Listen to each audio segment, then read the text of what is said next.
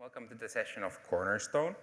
So I'm Miikka Rosendahl, founder and CEO of Cornerstone currently, and chairman of the board of the ZOAN group, which is the thing that the new structure that we have been doing over these few years. But just a little bit about ZOAN before we jump into the Cornerstone. So ZOAN is a company that I founded 12 years ago for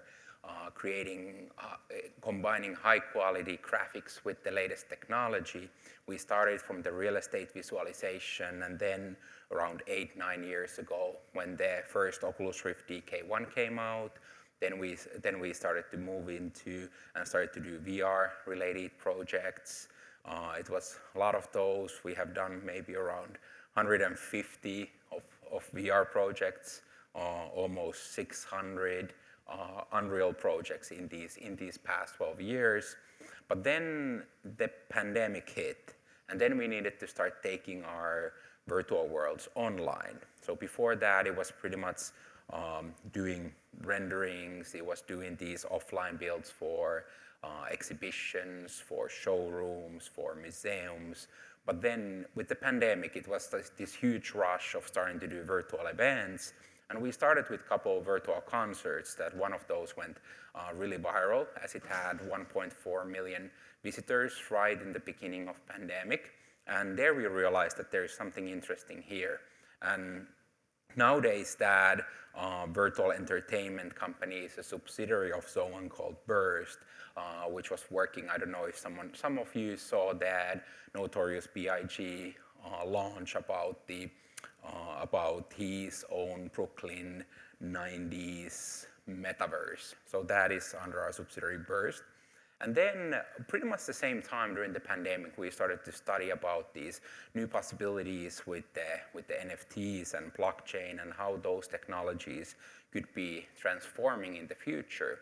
And that's what we realized, that now these things that was missing from these virtual worlds, that was mostly serving for the marketing purposes. But now, together with these blockchain technologies, they started to actually make sense, as now these users and people inside the metaverse, they could actually own the assets, they could sell it in the secondary market, they could actually make a living from that. So that's when we decided to start working on Cornerstone. And then we still operate with the ZOAN studio, serving some high quality, high-end clients globally. So the group is currently 80 people, and divided 10 people on the Burst and 17 on Cornerstone, and rest on the ZOAN studio. So, but yeah, let's then jump into the Cornerstone, and let's see this first teaser that we created right in the beginning when we launched the project. So we can watch that teaser. In the beginning of a world beyond our own, a new time dawns for the virtual frontier. This is Cornerstone, the foundation of photorealistic metaverse. We are inviting the pioneers to join us. Own it, sell it, build on it, explore it, create in it, make it your own. Seize this moment. Enter the Cornerstone. Yeah, so that was right in the beginning, and actually how it all started. So I explained about the blockchain part, but we had an idea inside ZOAN that we need to do a new marketing campaign.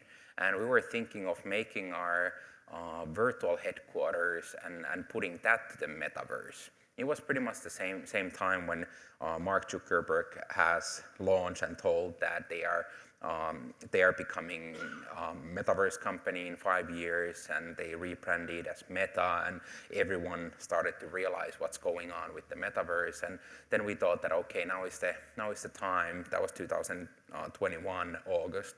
So we decided that hey, let's put our headquarters to Metaverse, and then that project started to get out of hand. So we created that, we started to show that in some meetings, and then lots of people just started to say that, hey, that we would want to actually buy land right next to your office, as we put that one building to the island, and people are like, hey, I want to buy that plot next to yours, and and then the same pattern happened on pretty much on every meeting. And then we decided that, hey, let's give it a try. We hired a company who was doing an NFT platform, and decided that we're going to sell a few plots from the island and see how it goes.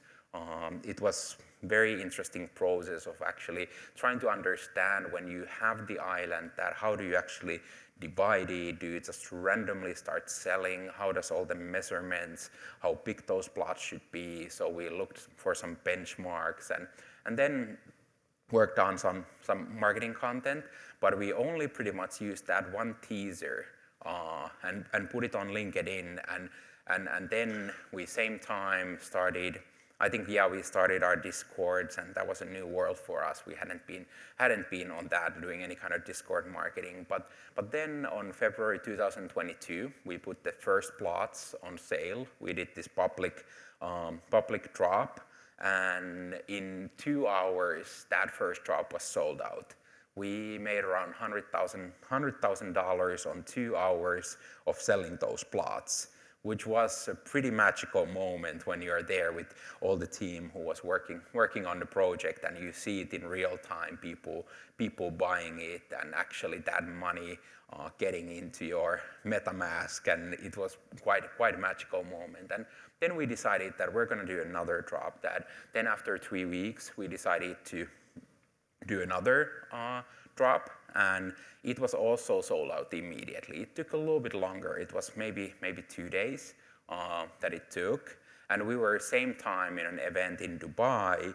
But then we started to realize that, okay, that we don't have enough audience yet to just do these public drops, that we need to be able to show something of the project. We need to be able to actually discuss with those people and convince them. So then we started to do these private sales. So we just showcase that anyone who was interested about plots. So we did this kind of little video showcasing what would be their area and what they would be getting, how the views from that plot are, and then like really doing this custom work.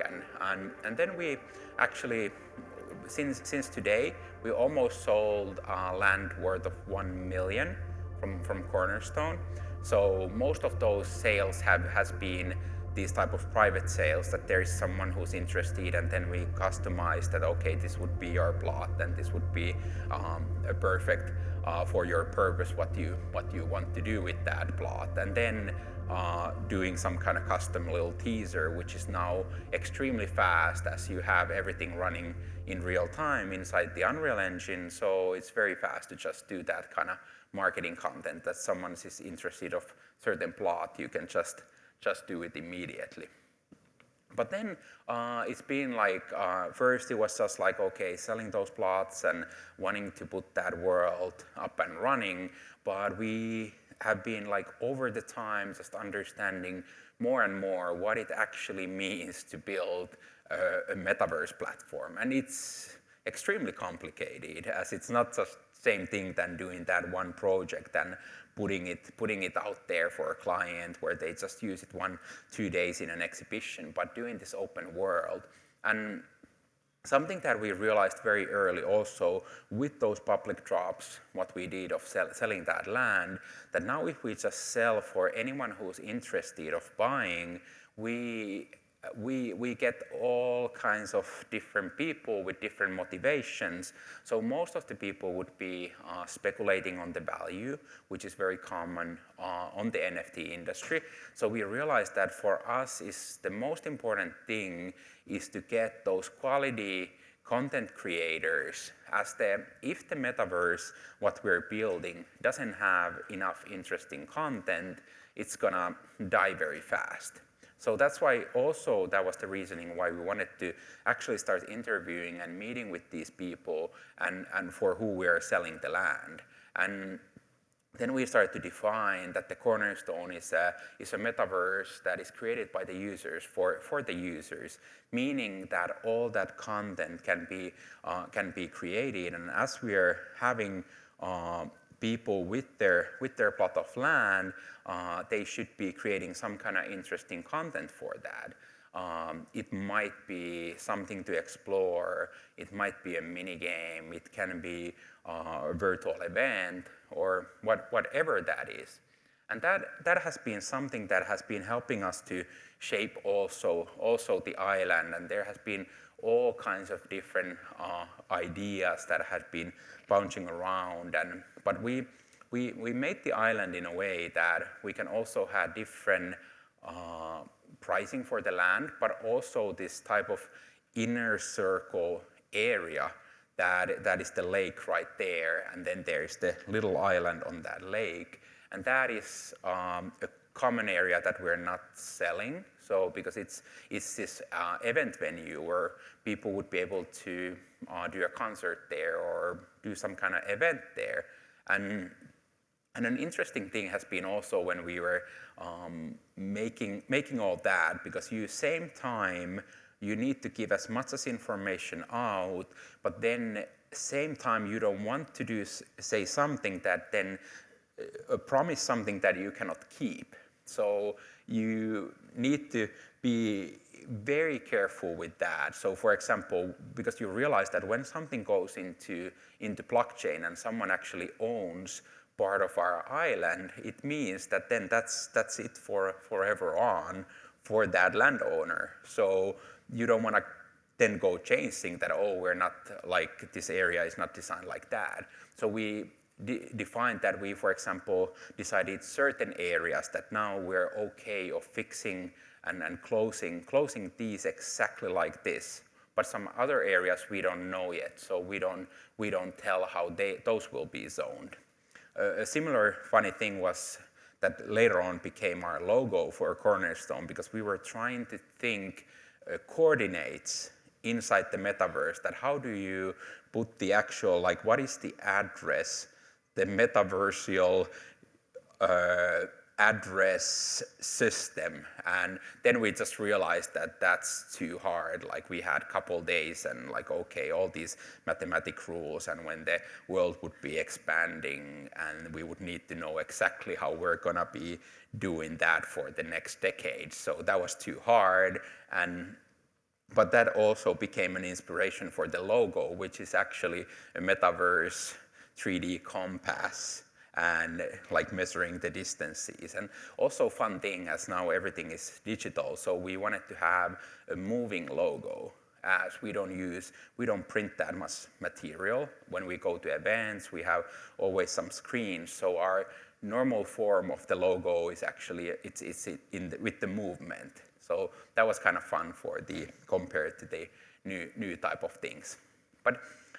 But like something that has been very important for us has been the quality factor, because there are lots of different types of companies building their metaverses, but it's really been for us the quality thing that has been helping us to differentiate for lots of other projects and metaverses.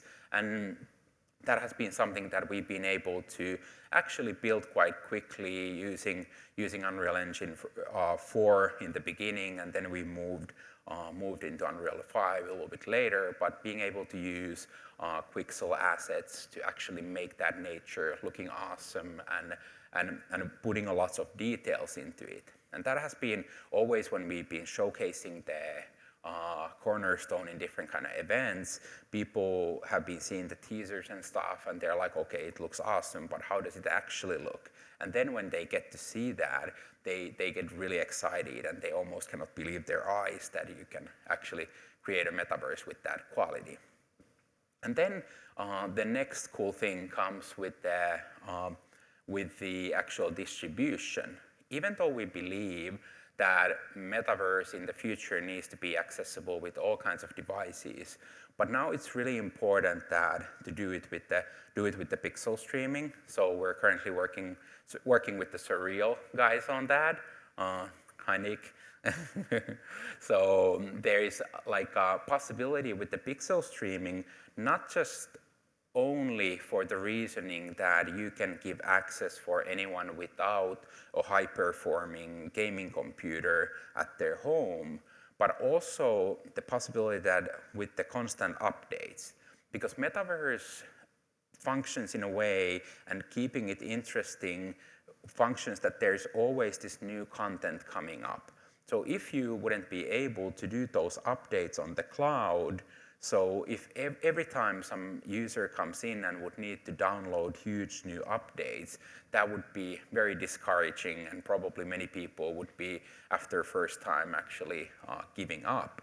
So that is still something that, for example, on the VR, we have a version, we've been showing it in some events with the Vario headset, which is super high quality, and people love that. But the problem with that currently is that you would always need to do that update and download gigabytes of data. So it gets too hard before the actual cloud streaming will be available. But also the same thing with the mobile devices. We believe that it's a different type of usage that people are doing with different type of devices. So let's say that there is content that is produced from the Metaverse and from Cornerstone, that people are just watching videos of people doing something, so that's probably for sure for the mobile. But then if you're, for example, playing and competing in a mini game, maybe that's something you wouldn't want to do over pixel streaming, but you would want to have with the high-performing gaming computer. So it's the variety of different devices and optimizing, and of course that you cannot have them all on the same time if you don't have billion-dollar budgets, but it's more about like, okay, choosing one, and that's why we wanted to go first with the pixel streaming. Then a little bit about why are we doing this? So it's a little bit same story that has been with the previous projects. For example, Virtual Helsinki that we did did already years ago, and so it's first we think that something is so fast and easy, so we jump into it, and then at some point we realize that it's so hard and expensive, so we continue when we see that there is actually not much on that premium and there is not so much competition. So that's why we normally jump into things, and then it's the same story all over again. And also we were seeing these different metaverses that were focusing more on the stylized graphics and a lot lower quality. So we thought that this is something that we would be actually wanting to do, because we knew that we have that skill set inside the company that we would be able to actually do something cool. So that was the part where we thought it would be easy, but now we've been just hiring new people and entire R&D team, and trying to figure out lots of actually like really hard problems, and having partners to helping with that as well.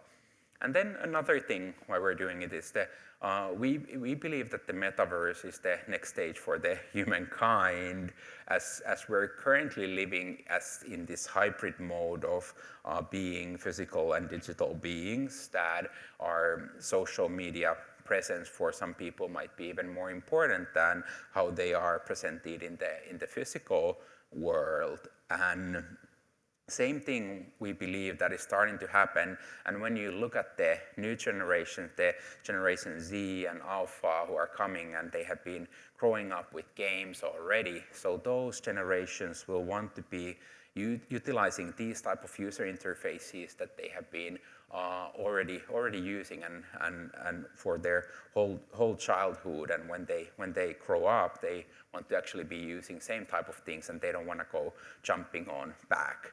Like similar thing, like there's certain like when you see some bad UI UX, like you just don't want to jump into it.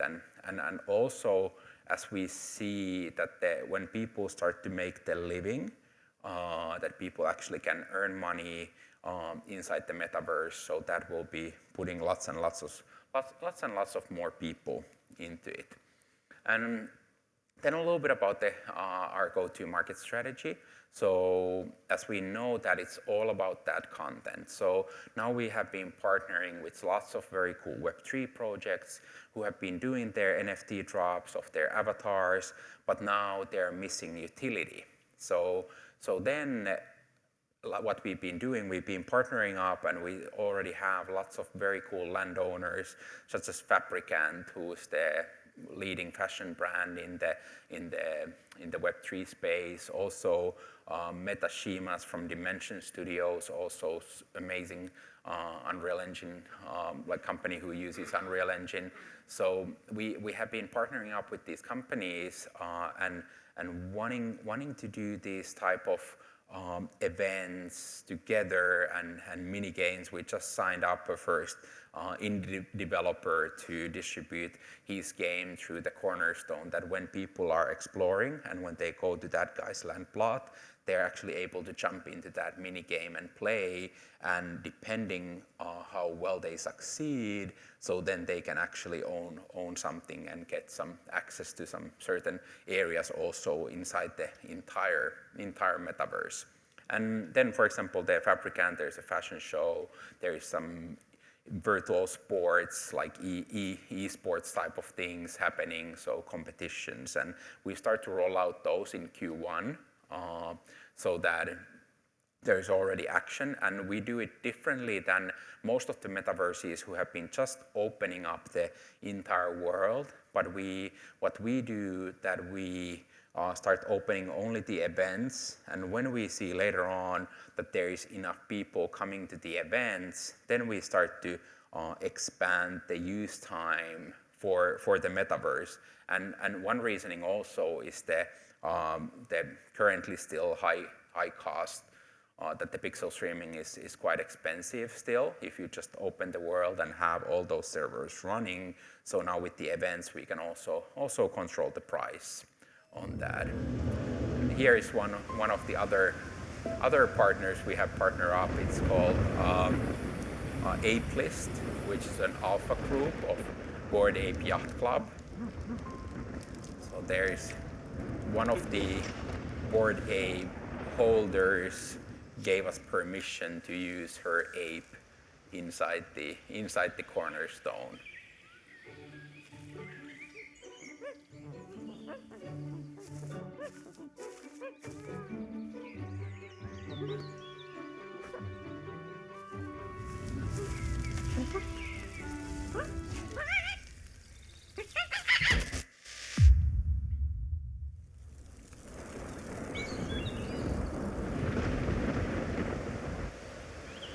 So even that monkey tried to burn Cornerstone down, the weather took over it.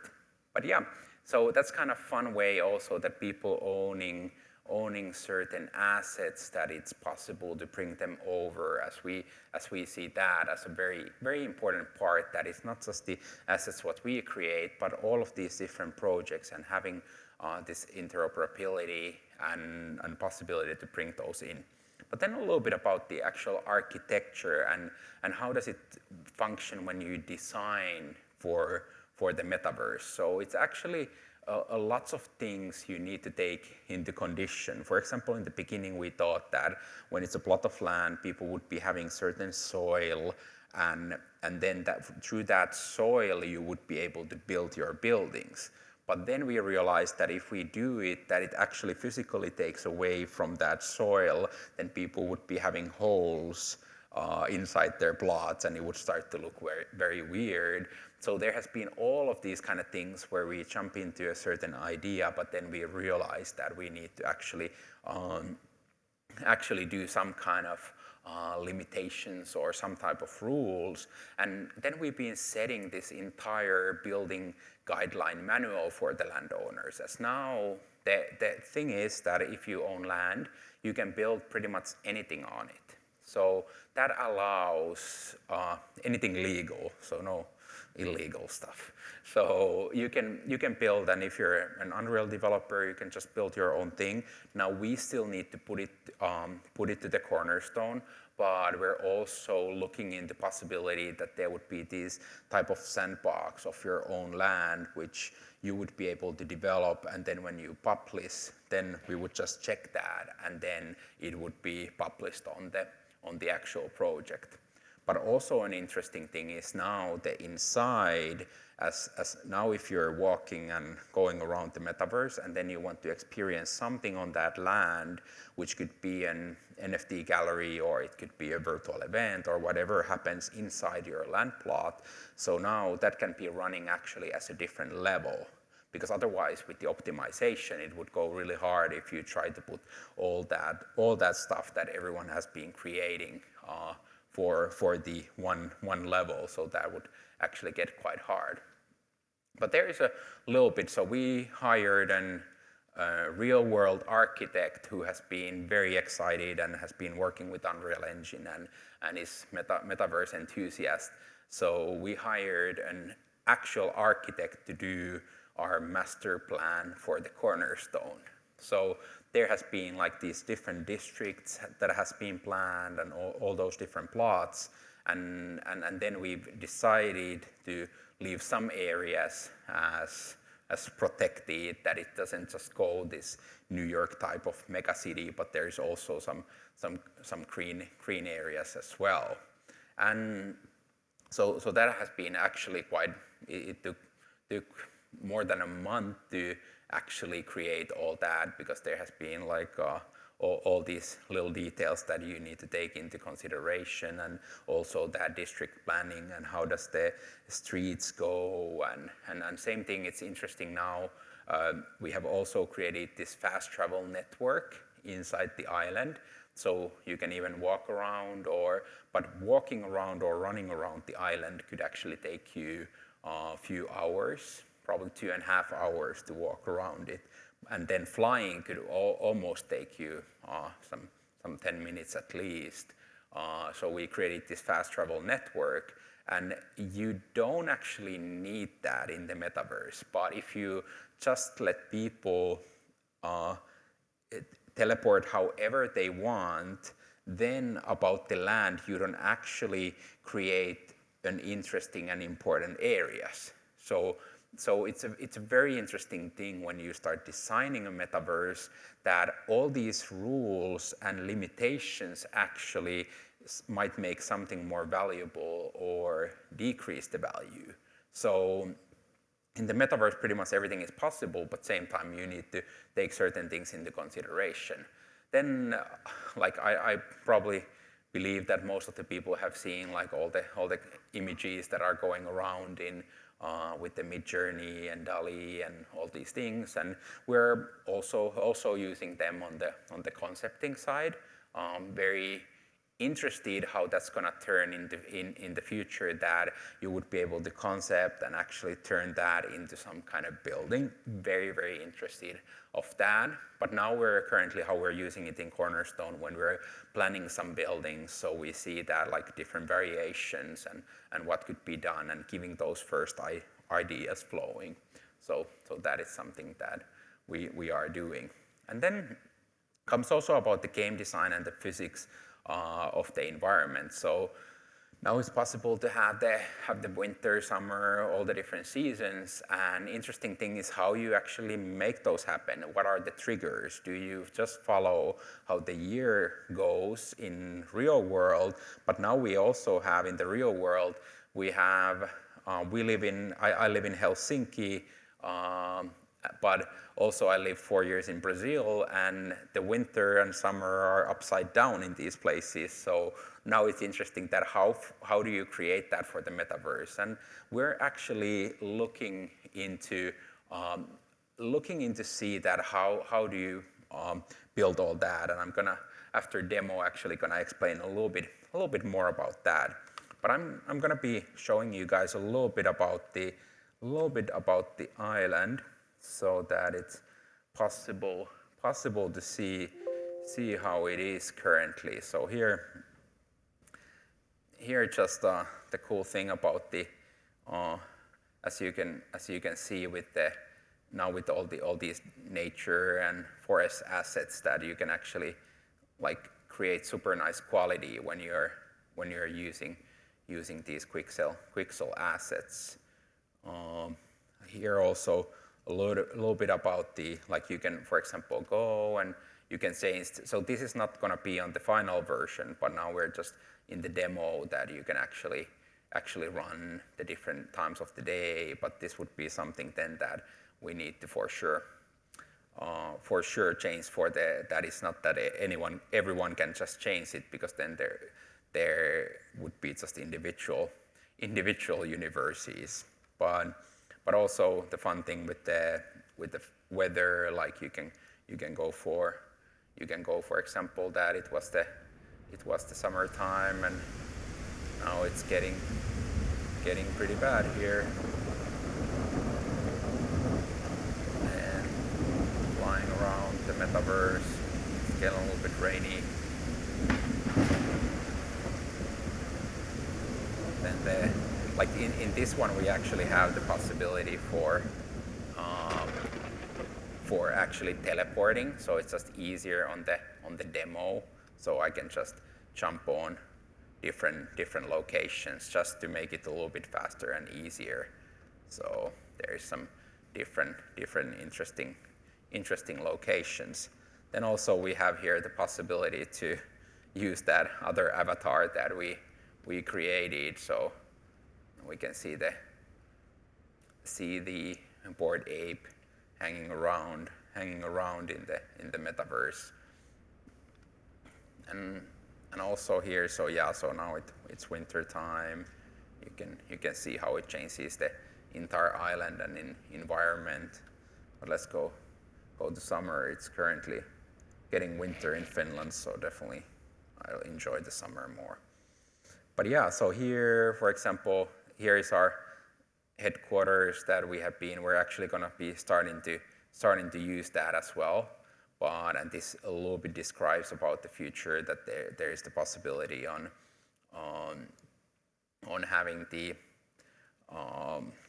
like you could have a project gallery or art gallery or even a store where you would be able to buy different products.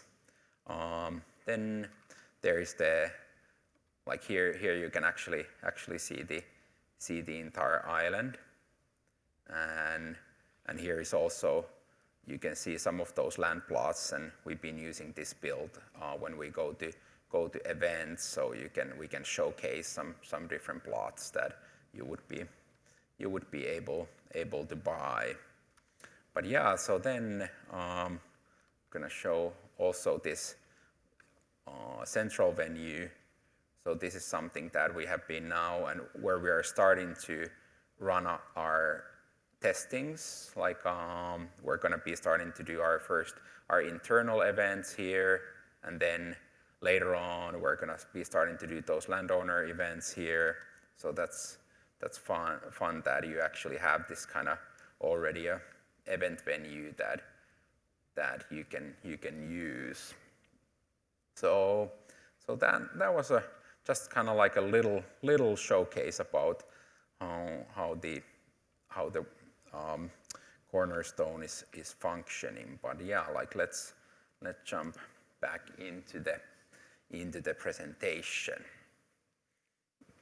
So something that we're now also building, as we see and realize that there is lots of very talented Unreal Engine developers that we can utilize on creating these assets, but then there needs to be also this type of decoration mode, which is almost like the Sims type of thing. So people with no special developer skills or 3D modeling skills, that they can just get the assets and start decorating, and that's more targeted for the gaming community, that someone just wants to create your home or create your store or create your event venue, and you want to start operating inside the metaverse, but you don't actually have all those skills that are required to create something from scratch. But same time, there might be some people who actually want to build it all the way from the scratch.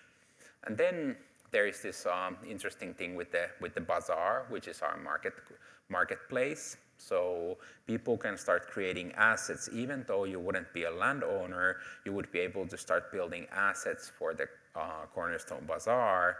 And those could be either they can be 3D assets, they could be entire buildings that people purchase from there and then they put it on their land plot, or it could be even some type of ticketing template. So you would be able to say that I have this little statue here and it plays music and it costs someone $1 to be able to play that. So, and also a very interesting possibility is that when you create the assets and now that, for example, is it something that is forever on yours, which comes about the value of things, that if it's, you could either rent it for a day, you could have it forever for you. There could be that it can be sold as secondary market, maybe you cannot. It can be something that you can only use 10 times and then it's gone, which would be an interesting thing. Let's say that you create this virtual hat, and you can only use it 10 times, and maybe is it more valuable than the one that is forever yours? Maybe, maybe not, depends. So let's say that someone had that 10 times and then there was someone famous in the metaverse who used the hat. So actually that might increase the value of that for those 5 times. If there was 5 famous people using the hat and its hat becomes viral and goes famous, so those 5 times even come more expensive, and maybe there in the end is only 1 time left, and that actually becomes very valuable, and then you want to take it to the big gala event, and then you're using it and like Cinderella, it's disappearing in the end. So there is like all these possibilities for new type of value creation inside the metaverse, and we want to give the possibility through the bazaar that people can actually start taking the templates and creating some of their own, and that will allow people to invent cool stuff. Then is the possibilities, like I explained about the metaverse weather. So this is something that now we're working with a few partners that I cannot mention yet, but there's all this kind of weather simulation data that is from the real world, and we're going to be using that to generate the weather conditions for Cornerstone. And that is something that, of course, you could silo the metaverse totally not having any type of connection to the real world, but we want to have it in a way that there is certain things that actually showcases and it reflects things that maybe it's tied to global warming, for example, or some other thing that that it reminds people inside the metaverse that is what is happening in the real world, and maybe if things are going worse here in the real world, that the winter comes and then it reminds us about the things that how we should be treating our planet. And this is something that we have defined our core values for the Cornerstone, that it cannot harm the planet or human mind. So we wanted to keep it very simple, as it's hard, but those are the key factors, that those are the 2 things, and if it would start to do either one of those, then we need to do some pivoting on it, and it's on the foundational vision of Cornerstone.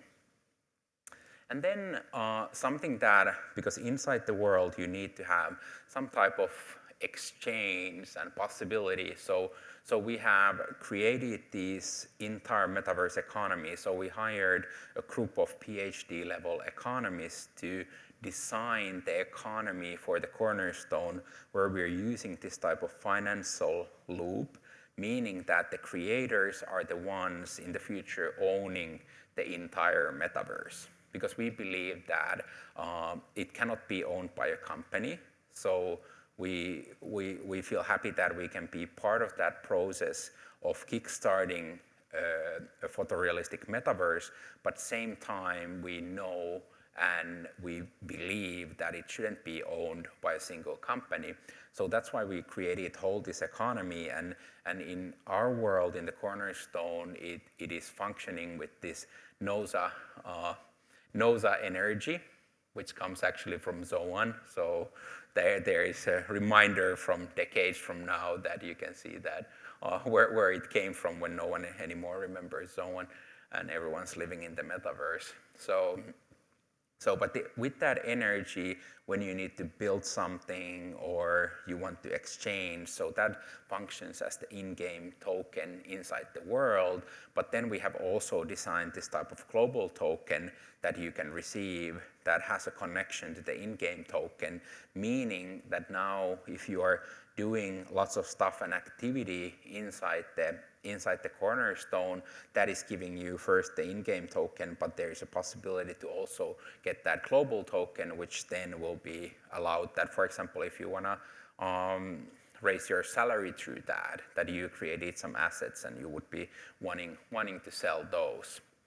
But yeah, so then what is happening? So first, the Cornerstone is actually, and why we're selling land, even though we believe that in the longer term, the land shouldn't be sold. So that is actually just a fundraising mechanism for us to be able to make this entire metaverse into existence. But later on, as the world will become more of engine of worlds, meaning that it's possible to start creating your own metaverses and almost like this metaverse archipelago of islands. So then these people who own from the capital island, so that allows you to get governance plus also dividend from all the transactions that happen inside the metaverse.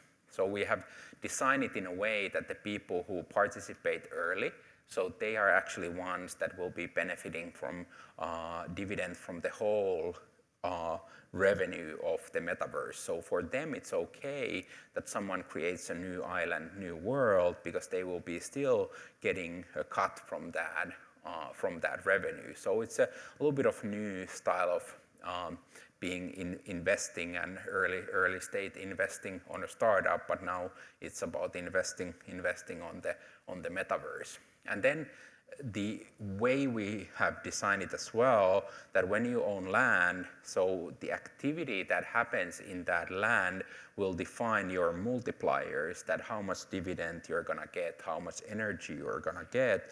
So that allows you to actually gain more governance or gain more token through that. So and that avoids us the effect that someone would be just buying land and not doing anything with that.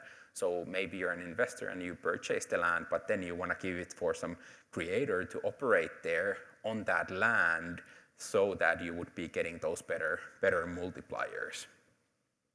Then we also have which just was released yesterday, that we're going to be doing our own avatar collection. So it's a Genesis 1 drop, and it's on our Discord. So you can find Cornerstone.land from Discord and find it from there. And those will be sold with a very, very reasonable price, because that's also part of our expansion of the community, what we're currently doing. And that is actually a screenshot inside the Unreal Engine. We're using MetaHuman as a base and creating an interesting traits according to different. There is some water and fire and different elements from the nature, and depending which traits you have and you get, so that will be giving you some special powers inside. So maybe those who have water in them, they will be able to go underwater, and all kinds of little cool things that you can have inside. But yeah, so that's it. And we're really wanting to find companies and individuals to help, and if you have the Unreal Engine skills, so please contact me, and we're happy. We're hiring, and at the same time we're partnering up and collaborating. So any of those ways of building this metaverse based on the Unreal Engine and all those same tools that you probably are already familiar with. But now if anyone has any questions that I will be happy to answer.